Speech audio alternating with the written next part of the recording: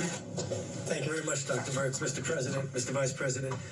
So what Dr. Birx has really said very simply is that there are really two dynamic forces that are opposing each other here.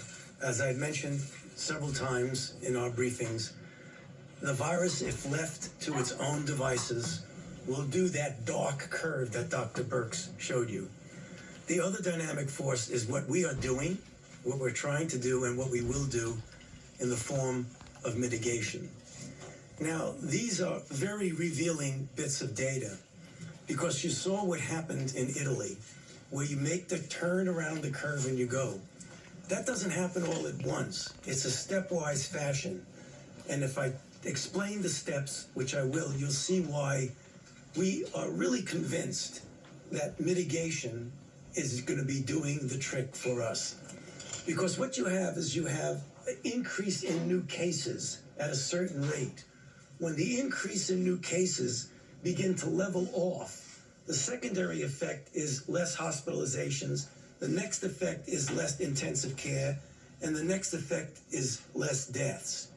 The deaths and the intensive care and the hospitalization always lag behind that early indication that there are less new cases per day, the way we saw in Italy, and the way we're likely seeing, I don't want to jump the gun on it, we're seeing little inklings of this right now in New York. So what we're going to see, and that's we got to brace ourselves, in the next several days to a week or so, we're going to continue to see things go up. We cannot be discouraged by that, because the mitigation is actually working and will work.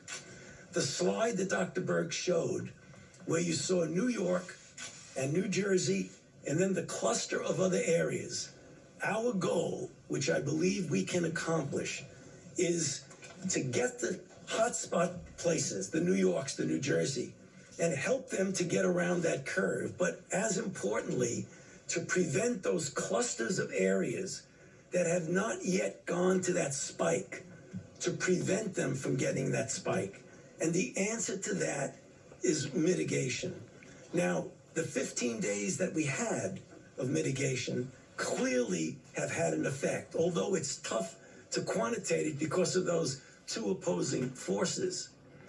But the reason why we feel so strongly about the necessity of the additional 30 days is that now is the time, whenever you're having an effect, not to take your foot off the accelerator and on the brake, but to just press it down on the accelerator. And that's what I hope and I know that we can do over the next 30 days. And as I said the other day and on one of the interviews, we are a very strong and resilient nation.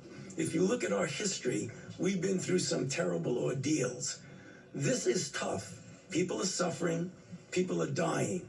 It's inconvenient from a societal standpoint, from an economic standpoint, to go through this. But this is going to be the answer to our problems.